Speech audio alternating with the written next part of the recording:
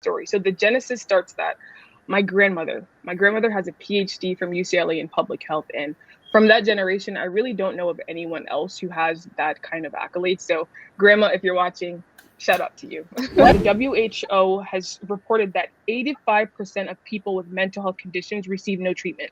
No treatment at all. Developing countries. In developing nations, yes. In and developing most of the time, they are not even diagnosed. 100%. They're just no treatment, no diagnosis. They're just living a life that could have been, I think, better off. For example, you have a mental health crisis. You live in Cameroon. There's 27 million people. You're just one of them. There's only, I don't know, a handful of psychiatrists that are there to diagnose and implement and prescribe, right? So you're just going to self-medicate. And so you'll see that these trends, in my opinion, are just self-medicated habits that have become, I would say, generational.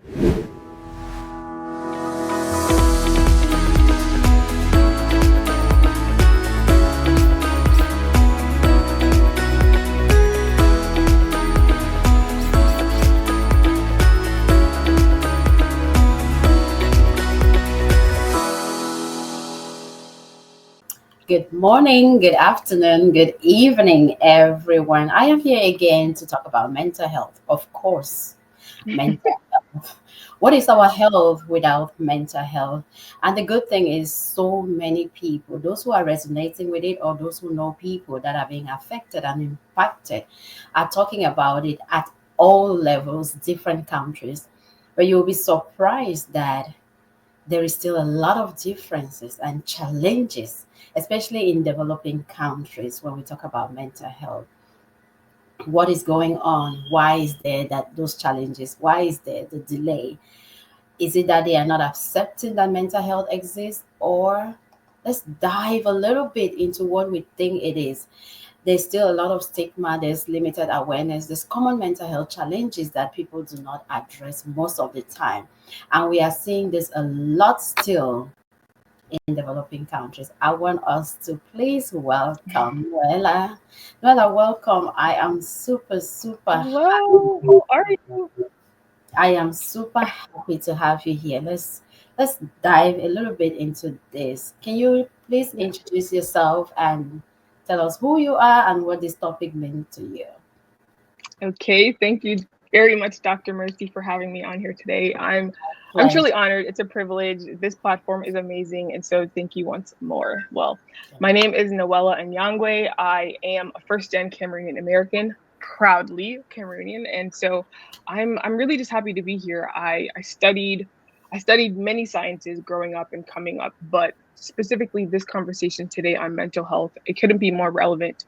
I think, especially as someone coming, born and raised in the DMV, but originating from Cameroon, I think the conversation on mental health, there's a huge gap, especially with, our family members back home to those of us that are here. And we just have very different experiences, but I think the resources that we need they parallel. And so I'm happy to be here and discuss this. I'm sure we'll further dive deep into how I got here, but I'll stop there for now. I am one of the reasons I'm very happy, more than happy to have you, is that yes, your background is Cameroon, a developing country, but you were born here. So you can absolutely have a little comparison to talk about mental health here in the DMV or where you are and mental health in Cameroon. Just a little glaze. What do you think if you want to compare all of them? Well, thinking about the two, I'll start off by saying here in the United States, I think our resources are just a little bit more advanced, I would say, just because we have more access to resources. There's more funding.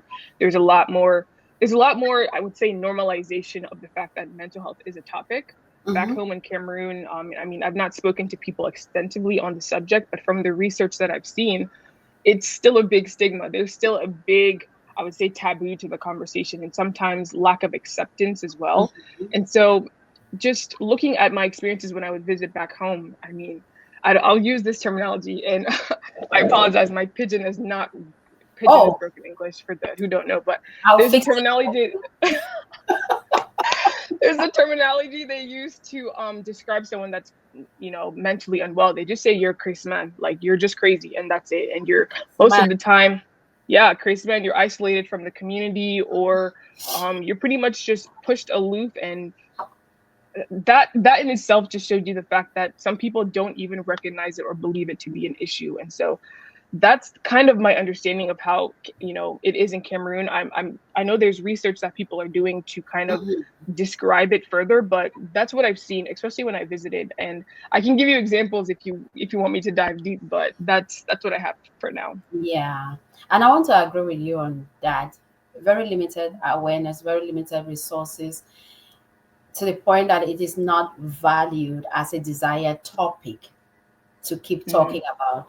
But there have been some improvements. Before, there was just, I think, one main or two main mental health hospitals in Cameroon. But I hear of a lot of developments now. Different cities or states have different mental health hospitals, and I am so happy that it is being addressed. Not as much as we want, but that's because of some limited resources and some very big challenges as well. Can you share a bit about your journey to global health and how it has shaped your view on mental health in developing countries?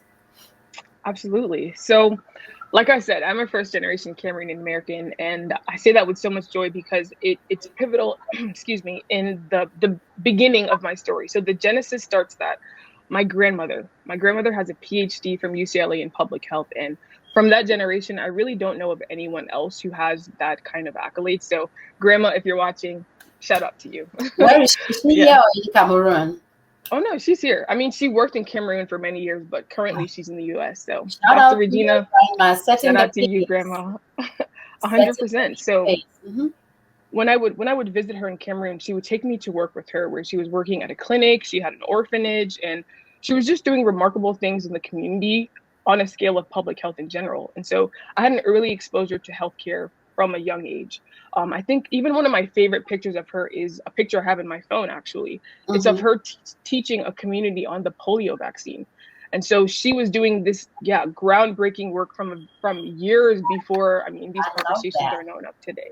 Right. And so I think that early exposure led me to, I think, pursue science when I got to undergraduate degree at University of Maryland. I studied neurobiology there, and that honestly was just it laid the scientific foundation for the brain, what it Mhm. is as a vital organ, a Ah, processing center, of course, hormonal balances, homeostasis, all the biological concepts. Those were laid in undergrad. mhm. But then after that, I was like, there's more. There's more to be done. So I Absolutely. went to I went to get a master's degree at USC, Southern California, where I studied global medicine, and that truly was just about like intercollaboration in healthcare and how it's used around the world so globally, how we are utilizing doctors, nurses, community healthcare workers, all the Mhm. nine yards across the world, and what the effective implementation of healthcare has been across these various locations. And so that was where I thought, oh, I think I know what I like, but everything kind of changed mentally in the Right. pandemic. So in the Oh. pandemic, I don't know how it was like for you, but for me, I had some free time. And so I was utilizing my free time to, I don't It know, was the just like opposite for me. I did not have so. you didn't? Okay, no, I had just We were finished graduate school. working gowns, masks, caps, Oh yeah. goggles, everything. We were in there with the patients, Oh, working you were on the field. endlessly. Yeah, we were in Yeah. the field, working endlessly and praying that we Mhm. do not get the illness. And if we Yeah. do get it, that we do not die from it, because we saw Right. so many people. You have a Right. patient So today, you come the next day, that patient is no more. And yeah. it was a mess. So it was the opposite for me. I had no free time. Oh, sad to hear that, but clearly, by God's grace, you're here. So, very grateful that you stayed healthy and remained healthy during that time. But I Ah, brought that up because during that time when I did have free time, I wasn't working in healthcare like I do now. But there was a documentary that mhm. I watched on Netflix. It's called City of Joy. I'm not sure if you've ever seen it, but if I you did haven't, not. I recommend it's Some joy. City of Joy. It's incredible. It's Okay. about Dr. Dennis Mukwege in Democratic Republic of Congo and the work that he's doing with the women there. So that documentary changed my life it got me down what I would say like a rabbit hole of just like obsessing over what mental health can do in conjunction with healthcare in general. So he's an OBGYN by practice, but operating on these women that were suffering from gender-based violence as a weapon of war. So they had their reproductive organs completely mutilated and such things. He realized that you can't just work on the human body, fix it, and not work on the mental health aspect. Ooh, can you hear me still? Okay, just Yes. making sure it paused. Okay, so you can't just work on the human body without putting into perspective that there's mental work that needs to be done. Some of these women, let me tell you, some of these women, their entire families had been killed. What is our health without our mental health? You cannot treat one aspect and negate the other one. 100%. And that documentary is what revealed that for me. I think beforehand, I thought about them as two separate things. Physical health, mental health separately, but they really go hand in hand. It's a balance, 100%. It's a balance. If one is right up there and the other one is down, you will not have that homeostasis. It's supposed to be coexisting together.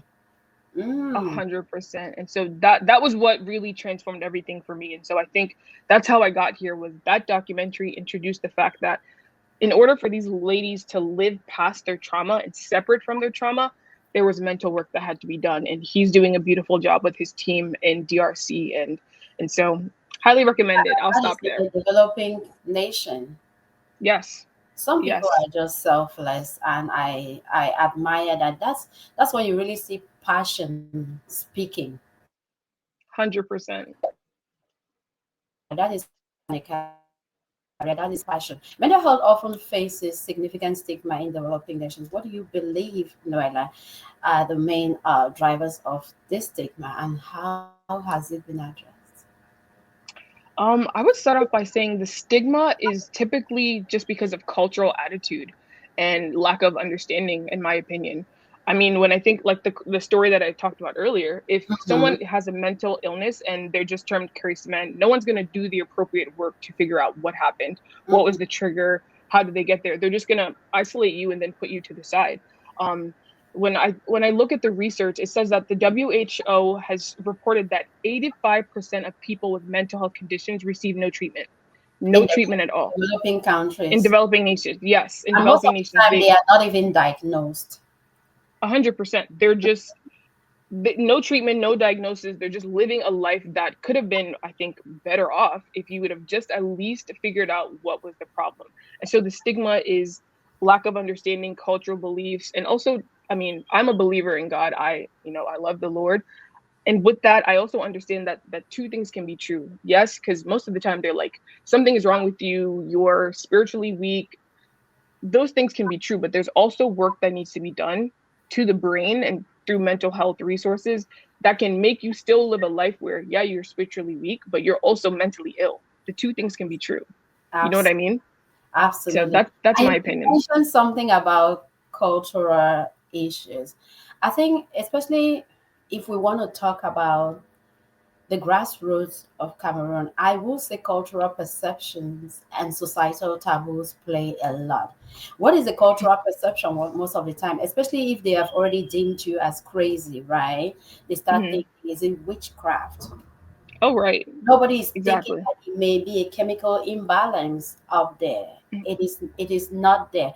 And the societal taboo to the point where, oh, you want to marry into that family? Did you know that their cousin is crazy? Did you know that? Right. Oh, they place all those taboos, and of course, that just continue to stigmatize the whole. Right, they just continue to stigmatize and limited awareness in developing nations have also made mental health a very low priority issue in public health agendas. Let's say this is the end of year, for example, and let's say they are talking about healthcare for next year.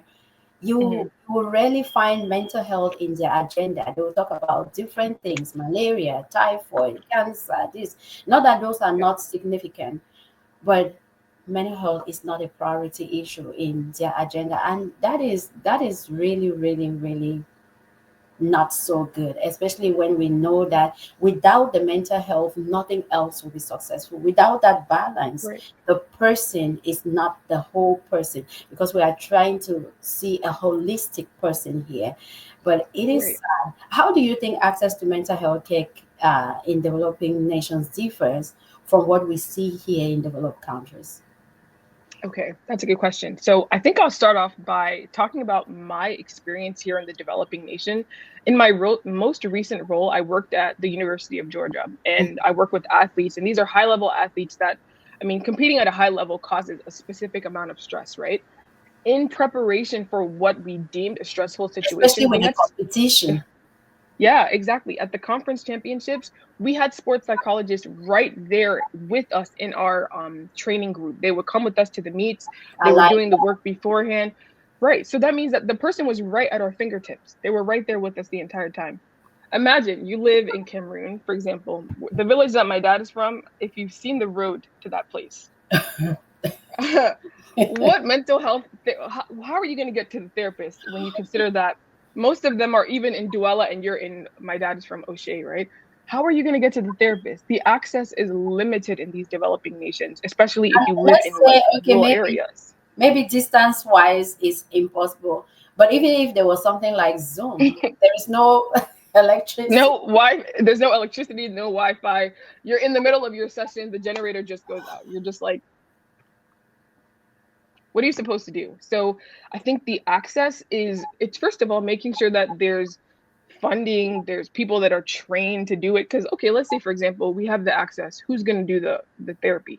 Who's going to do the sessions? These community-based initiatives, they need to have the right people. But I Yeah. know that there are many countries that are utilizing the people that are already on the ground to make these mental health practices more accessible. Because if you're waiting on psychiatrists to be trained, it could be 10 more years, It 15 more could years. be, The practice is long.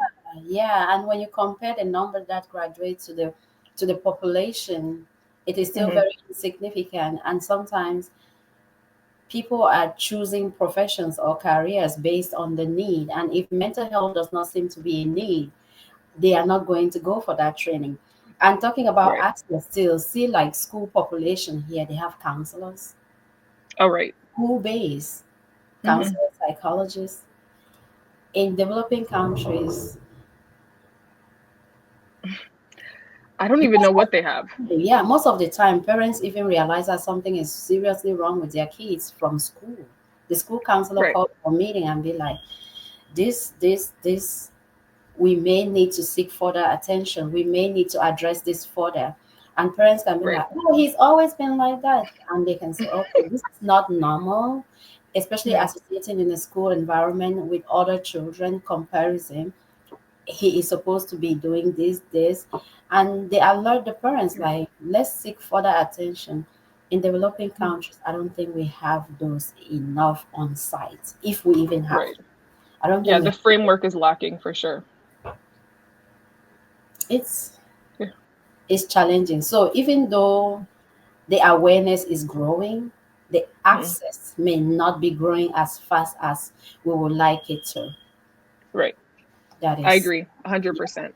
what grow to cultural attitudes. I think we mentioned this a little bit, talking Mhm. about witchcraft, talking about, oh no, it's something going on. They are just crazy. But have you noticed that a lot? I have. I think a key factor to this is when you live in a country where everyone deems someone who has a mental illness as just being strictly crazy, Mhm. you're not really going to, there's not a platform really to expand out of that and to say no, there might be actually something wrong. I think I was looking at the research and it was showing that in countries like Nigeria, for example, they were saying that in that country 80% of the people, they first look to the native and traditional healer before they look to any doctor first, right? So if you're living in a country where this is the ideology and practice, when you're thinking about treatment, you're not going to be thinking about, oh, you need to go to therapy, you need rehab. No, they're going to be like, oh, I think in Senegal they're called marabouts. I'm not sure the name for it in Nigeria, but you need to go to the native doctor and get help, mix some concoction, and then see if your brain comes back together. But the perception and the lack of understanding is making you to be limited to such I guess I would say resources, or Mm-hmm. I'm not sure what to call that. I personally have never seen a native doctor, and I don't ever want to. But in addition to that, I think also utilizing like religion as well. Because I when I look at the perceived ideologies, you can also be like, oh, you're crazy, you're possessed, which as a believer, I understand that you can be possessed, but you can also have just a chemical imbalance. And Mm-hmm. I bring that up because it's really interesting. There were studies that showed that there was someone who had iodine deficiency, iodine that's found in salt, and it was causing them to have cognitive impairments. But what Mm-hmm. was that doing? The person was it was termed crazy when they just needed salt. How can you say somebody is possessed when they literally just needed iodine put back in their diet? So you can't Absolutely. have one type of perception when there could be a plethora of reasons why someone is having a mental health crisis. You know what I Absolutely. mean? So the perception needs to change in a way. Absolutely. I agree. And you just said something that triggered my mind. There was a case where somebody had the thyroid hormones were just out of work, so much out of Yes. range. And we know that that can really impact somebody's mood. And Right. it just started acting out of their norm. Hmm. And what was the solution? Take them to, like you said, the marabout. Take them to the, yeah, take Native them doctor. there. And it was nothing was working. They had to tie them down, beat them, because Oh these my are the God. misconceptions that are linking mental illness to spiritual or supernatural causes. Hmm. And before you know, it also gets to social discrimination and fear of seeking help. Because let's say you're behaving like this, or you're feeling internally distressed to the point that you're not even able to contain yourself, but you still have this fear of seeking help because you know that you'll be isolated.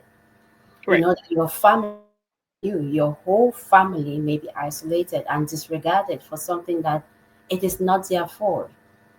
For Right. something that you could have just gone to the hospital instead of going to the marabu, go to the hospital, Right. and they can do some labs and be like, oops, your thyroid is doing X, Y, Thyroid Z, is down. fix it, and you're fine. So it is those spiritual, cultural misconceptions that also make the stigma persist. And it's Exactly. hard. In your opinion, what are the most significant barriers?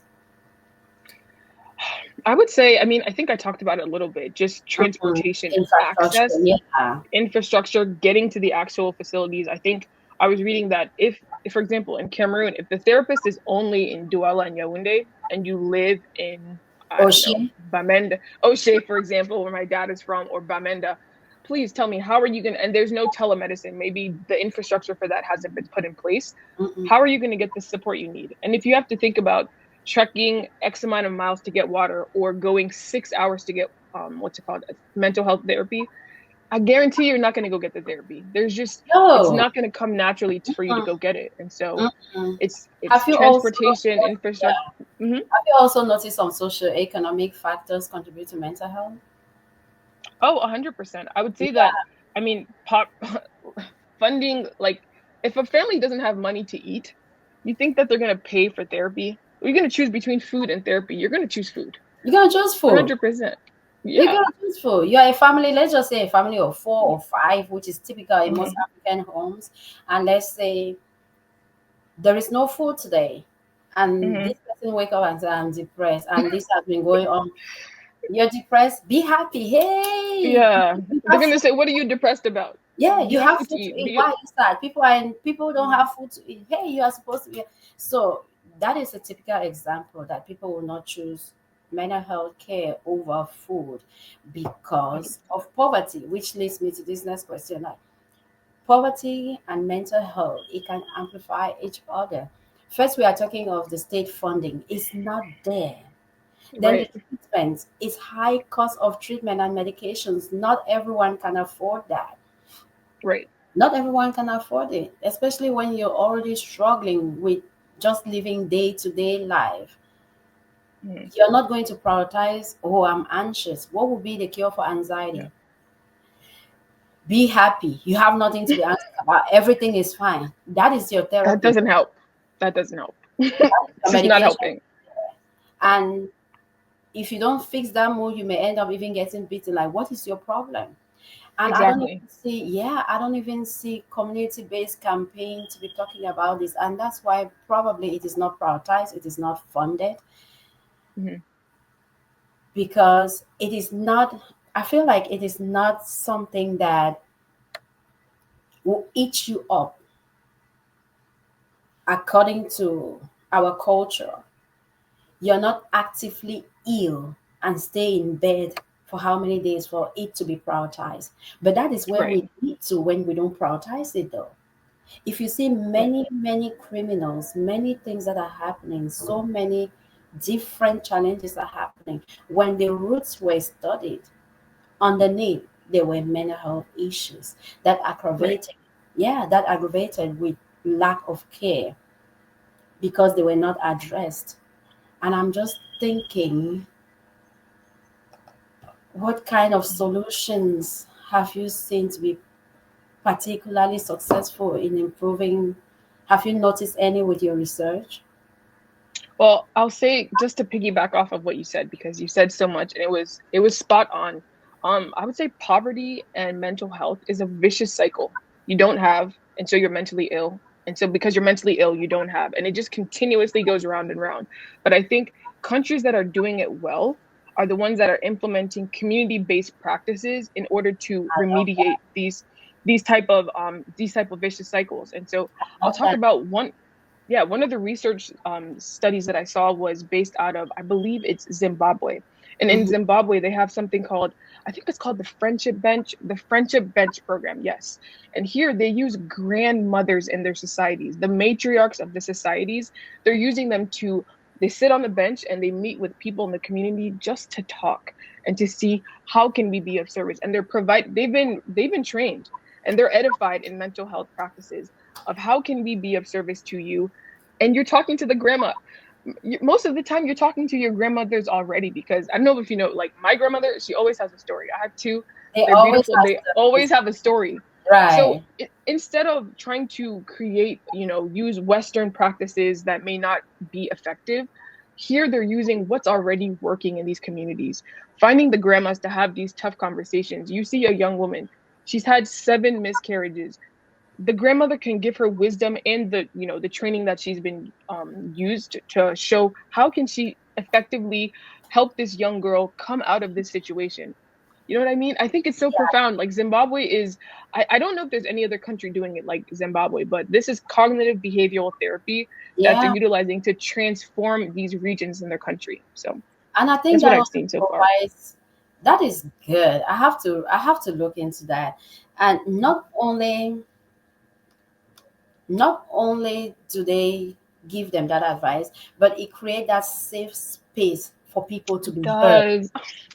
Makes me want to cry. It does. It does. For people to be heard. Because you may sit in your own corner, which happens even here in developed world. You may sit in your Mhm. own corner, you know within you something is wrong. And I can Mhm. see you, Noella, and be like, something is wrong. Something is out of her norm. She's not normally like this. I may not point a finger to it, but you don't know where to go so that you don't get laughed at, so that you don't get Right. yelled at, not just laughed out, but yelled out. Mhm. But you can just go around the house and just sit with that grandma and be like, this is how Mhm. I'm feeling. Right. And like you said, cognitive based therapy, Yeah. that will transform, Beautiful. because what does it do? It doesn't just help to regulate your emotion, but it reconstructs you cognitively. It can Right. change your perception. That hole that you think that you're there alone, they can Mhm. make you feel like you're not alone. And even if you're alone, I am here with you. Right. You can change that narrative of your story.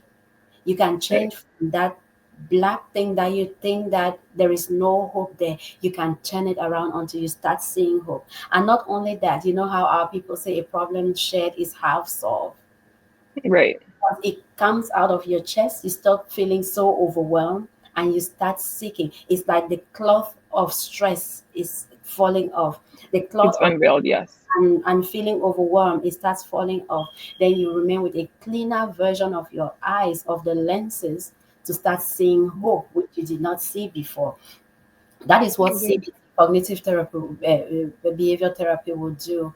And I am glad that that research or that documentary is there, because that is the beginning of advocacy. That is the beginning to say this thing is real. And when one Right. person start talking, two people start talking, 10 people in the community, just go one street back home and find 10 people to start talking. It's the same way that they used to give birth. Those doulas, they used to give birth. They were never trained in a college as OBGYN, but they could give birth successfully at home. True that maybe some medical complications may happen that will not be within their reach, but Right. when people start talking about it just in the household, you're free to tell your mom or your dad that I really don't feel good. I've not been feeling good for a while.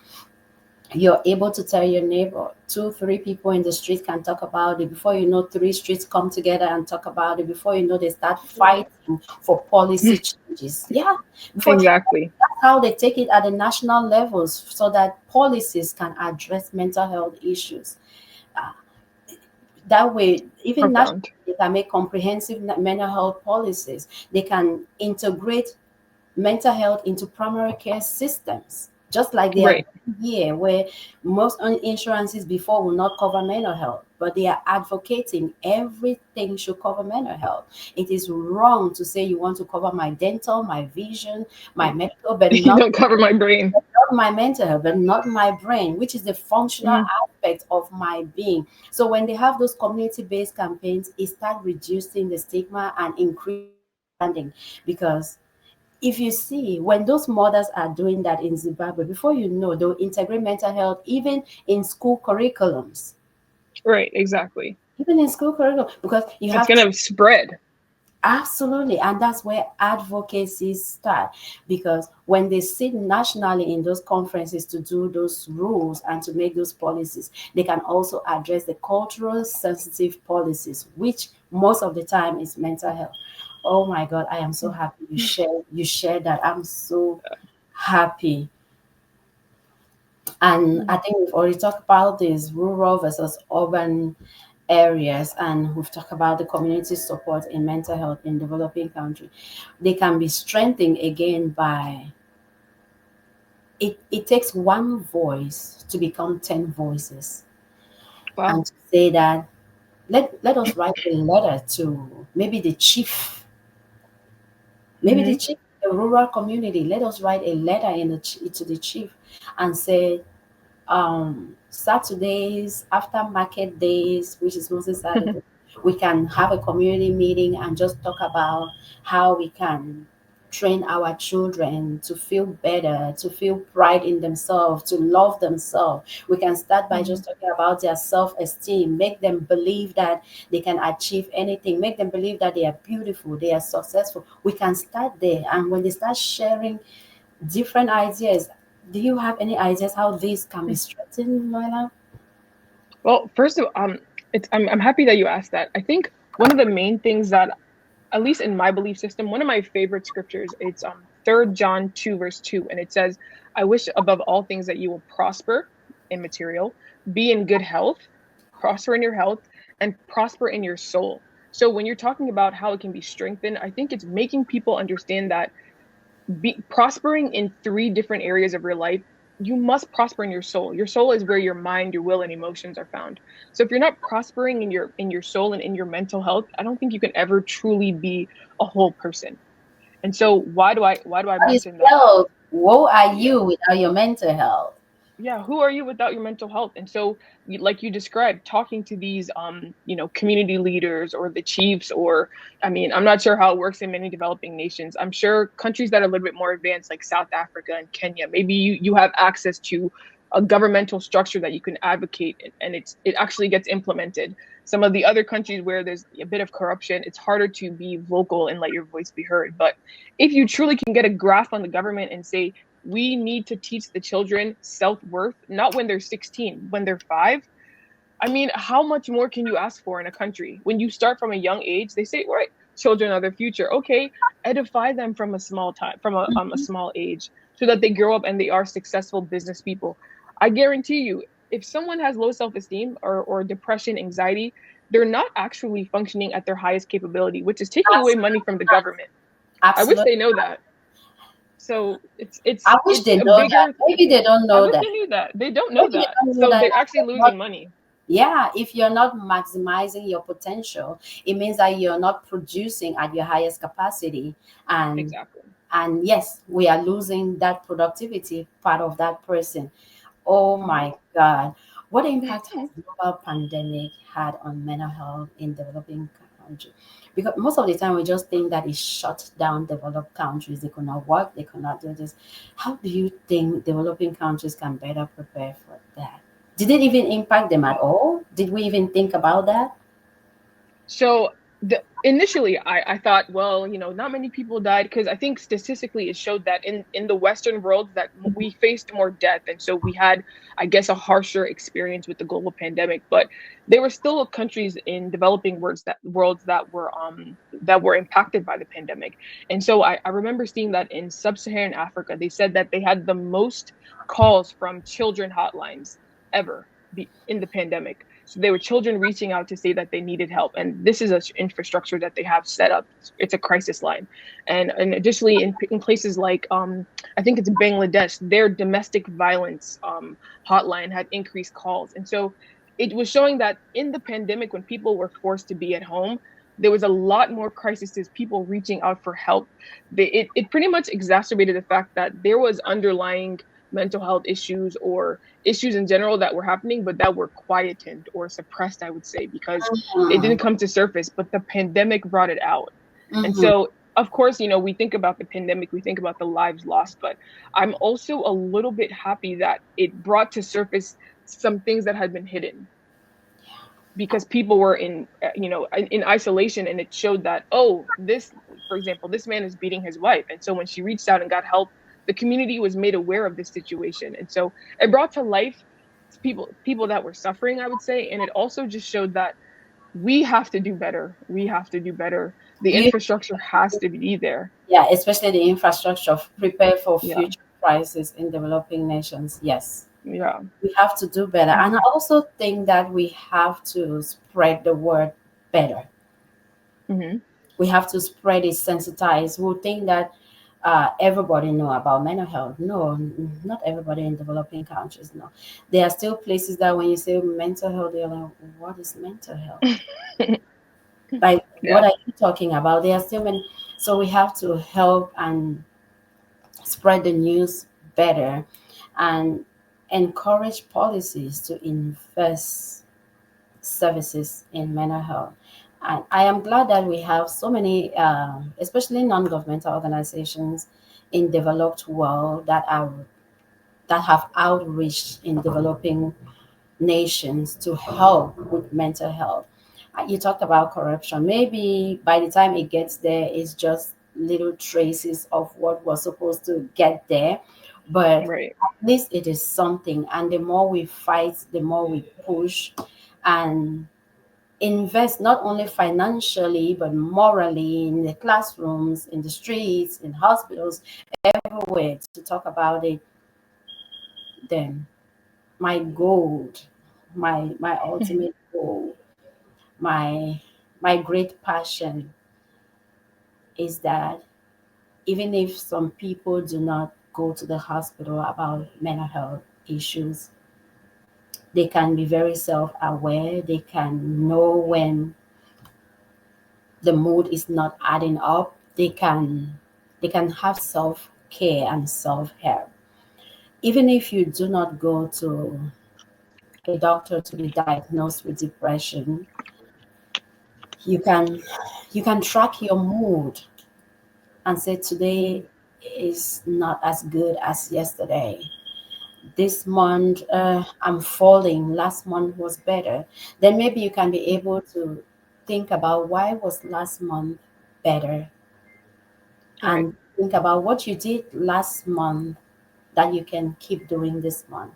And sometimes it's very hard when it is a chemical imbalance because all the CBT and everything may not be enough, but at least you are self aware that something is wrong and you can be able to to fix it if you can. Right. Let's talk about Cameroon as a case study. Oh boy. We talked about it, but what are some Mhm. key challenges? So I'm going to speak from personal experience because I've visited Cameroon quite a few times, and I've seen a few patterns that didn't sit well with me at all. I think I don't know if you. I mean, I'm not sure how recently you've been, but the last time I went, I felt I felt a little bit confused. That was It's 2018, right? 2018. Yes, I I, went there, and I've gone after that. I've been there 2 years. okay. I've been there after. So maybe you'll let me know if you saw this trend, but sometimes you'll come, it's the middle of the afternoon, and there's a group of guys, they're just sitting, they're drinking, and it's 11 a.m. There's no work today, there's nothing, but it's become such a casual lifestyle that I think that we're missing a key factor. I think a normal human being will not find pleasure in being drunk at 11 a.m. So I think that there's under the mental health aspect that I'm trying to bring up is a huge addiction problem that we have in countries such as Cameroon, or I mean, there are a variety of ones, but It's not just drinking. yeah, it's. I mean, I'm exactly. I feel like there's so much that needs to be discussed, but it's become normal that people just excuse it or they think it's funny. I find nothing funny about that type of behavior because it perpetuates from generations is what I've seen. And yeah, and so, I think the studies that were showing was that, let's say, for example, you have a mental health crisis, you live in Cameroon, there's 27 million people, you're just one of them. There's only, I don't know, a handful of psychiatrists that are there to diagnose and implement and prescribe, right? So you're just going to self-medicate. And so you'll see that these trends, in my opinion, are just self-medicated habits that have become, I would say, generational. I know in before times, right, there were wars that had gone on, and then the men had come together, and I think they wanted camaraderie, and so they sat, and it became social, but now it's becoming perpetuating behaviors that are impacting generations till now. And in the midst of that, let's talk about the ongoing crisis that's going on in the Northwest and Southwest regions. Like conceptualizing the refugees that are going on. Of course, if your entire family has been killed and you have nothing but your bottle of, I forgot what do they drink, like 33 Explorer or whatever the beers are. It's just you and your beer, and you have zero hope for life. The mental health. You're getting me emotional now. I don't mean to get you emotional, but You're getting me sometimes emotional now, especially with. I come a little harsh. I'm sorry. It's fine, but it just brought me to that space where people lost hope, and sometimes they are not even looking at it like self-medicating, but that is just all they know. Like, right. What reason do I have for this? They just numb everything, become drug addicts, alcohol, other drugs in the streets, and nothing mean anything else to them because they don't know better, or they are not. They may know better, but they are not able to do better. Nobody has taken them to that point where they can do better. Drunk at 11 a.m., they have kids at home. Before you know, the kids drop out of school to go do some petty trade or just follow them drunk. And most of them, how do you keep a job if you're drunk at 11 a.m.? First of all, is there a job in the first place? Right. This is where we are talking generational. It's poverty from one generation to another generation, and they find solace in something else destructive, but then it has become a norm, and before you know, it becomes addictive. It becomes the only thing you know, and it becomes a lifestyle. That just, if you want to destroy somebody, destroys their mental health. Oh yes. I mean, I think I'm not sure exactly what like the terminology is, but some people say like an idle mind is the devil's playground, but also a captivated mind, I would say, is the devil's playground. Yeah. A mind that is held captive. I think there's a terminology in psychology that's called learned helplessness. You can't physically think beyond what your current situation is because you see that there's no hope.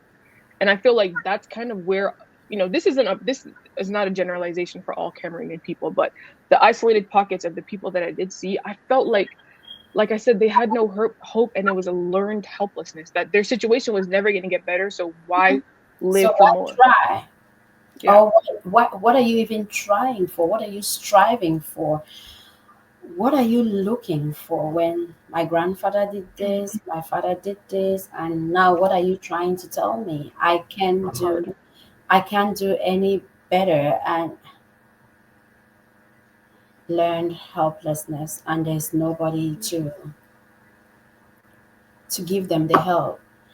Because what we find in developed world is that sometimes even when you are down and you're not able to seek help or you don't want to seek help, sometimes there's somebody to give you that help without you even asking for it. People 100%. notice it. You have loved ones, you have family members, or you have passionate people who can just be like, this week we are going to this outreach, we are going to this neighborhood, Hmm. going to this homeless circle, and start some education. So even if you do not seek help in developed countries, sometimes you will have someone offer that help for you, which is what is Right. lacking of the time, especially professional help is what is lacking in developing countries these days. Because have they Right. even treated those who are seeking the help, not to talk of to go treat those who are not seeking the help? Exactly. Have you seen schools and educational system play a role in promoting mental health in developing countries? So I don't know if I've specifically seen it being done the way it is here. So I think you mentioned it earlier in our Mhm. conversation where you talked about how counselors are being placed in School. like elementary school systems, and it's giving parents the ability to see, hey, there Mhm. may be a problem here. But I realized that I looked up something. It said that in Morocco, school based mental health curriculums show how education can be a broader social change for mental health by reducing the stigma among students. So they first start off, instead of implementing anything, having the conversation that mental health is a topic. It breaks the stigma at an early age because, for Mhm. example, if I think about my grandmother, my maternal grandmother, who's 94, I guarantee you that there was, I don't know, I don't think there was ever anyone that came to tell her formally that mental health is an issue. I think maybe the trials of life gave her that understanding, but I don't think there was formal education. So implementing it in schools, it breaks the ideologies from an early age that something is wrong if you have a mental health problem. If you're Yeah. depressed, something is wrong with you. If you have anxiety, something is wrong with you. It's if someone didn't go to the gym, you wouldn't say that something was wrong with them. You would just say that they're not physically fit. So to Mhm. have lack of fitness in your mental health isn't there's nothing wrong with you. You just need help. So Yeah. the schools, schools around are implementing it at an early age, but I think they're first just trying to introduce the conversation so that it's normalized at an Absolutely. early age. Yeah, absolutely. I agree with you. If they can, where they have domestic science, rural science, things like that, if they can inject a little bit time for mental health Mhm. care, like you said, you may be physically fit, but are you mentally fit? It's a challenge that Right. I think developing countries need to inject. They need to inject a lot into their curriculum, a lot of different things, but I think that they don't see mental health as a priority, sorry. And I wish they could start seeing that communities are dying, the young populations are digressing and diverting a lot from even education. It's true that it's not through education alone that someone become a successful person, but you at least be educated in the basis that you need to. Be educated to know that you have a mind and a brain that can be impaired by something you do or by something that's generational or by something that is hormonal. I think that will also help people to sit and say, if I'm feeling bad, if I'm not able to sleep, if I'm feeling down, if my mother died and I'm grieving, I do not have to find solace in a drug or in alcohol, or I do not have to find solace by just crying. I can talk to somebody. I can Exactly. be self-aware. I can identify introspection and see where my imbalance is coming from, and Mhm. I can get help, or I can help Right. yourself, not by any other destructive man. Oh Lord, I'm gonna have you back. We're going to talk a lot. It's almost an hour. We're going to talk a lot. But as we approach this festive season, many individuals can experience increased mental health challenges. What are some strategies for individuals during this time of the year? What do you think, Noella? Well, I'll speak for myself to begin with. So December isn't just holiday seasons, but it's also the month that I lost my dad. So it brings a rush of emotions because Sorry about you're here. that. Oh, it's okay. Thank you so much. How long ago was But that? 2017. So that's why I went to Cameroon in 2018. That was my reason for going back. But so in this space, you can kind of be engulfed with the fact that you're missing somebody, right? And so those ideas are you're being bombarded left and right, like, oh, life could have been different if this person was here. And especially during this time when you're seeing people take their Christmas pictures and all that, it's like, okay, but this person isn't here. But in the midst of that, which is why I'm grateful to God that He saved me and transformed my life, it's perspective. Instead of focusing on who isn't here, I need to focus on who is here, though. And for example, my mother is alive, my aunts, my uncles, everyone is still here. So I can't focus on who isn't, because although I miss them and I love them, who's gone is gone. Well, you're talking like you read this book. You are talking I didn't read your book, but I will read your book. I will read your book. Perspective. Yeah, it's all about perspective. This is how this is how I define perspective. Mm-hmm. We have 10 fingers. I want to say those are all your choices of perception. Mm-hmm. It depends what lens you want to wear today. Mm-hmm. Or you are faced with XYZ and you're looking for a solution. What lens you want to put on to look at that solution? Right. You want to put on the lens and say Christmas or festive season is never going to be joyful because your dad is not here. Mm-hmm. Do you want to wear the lens and say December season, I'm just going to mourn him every year? Right. Want to wear the lens? No, thank you. Do you want to wear the lens that say, because we cannot take a family picture with dad being present, I am not going to celebrate, I'm not going to be happy? Or do you want to wear the lens that say, my dad was a great man. He instills so much into me. Because of him, I am able to do this. I am able to be this. I am able to still spread his memory. Because of him, I was even born. I am alive. And I would choose to wear that lens that celebrates his legacy, that makes him proud wherever his spirit is. I am still his daughter. Daddy, thank you for the life you gave me. It may not have been perfect. I may not have received it perfectly, but thank you. And let me also focus on those who are still alive, because there is no guarantee that tomorrow they will be there. Daddy, I am grateful for you. There may be a moment that it hurts. I will shed a tear, but I will not stay down. I will celebrate your legacy. I will celebrate every gift that you instilled in me. I am you. I am another version of you. So you are still alive. Your blood is still running in my veins. And 100%. And if you were alive, what would you want me to do this season? You want me to be happy. I miss you. And together we all miss you. And we will keep moving forward with that gift that you gave us and cherishing those who are still living. It depends what perception you want. I'm glad you talk about perception. It depends what perception you want to see and how you want to visualize the season. I'm so glad you talked about your personal experience. And Rella, before we leave, our viewers will have questions. Some of them want to reach out, some of them want to follow you. And where does that happen? How do they connect with you? I would say follow me on LinkedIn. Let's keep it professional.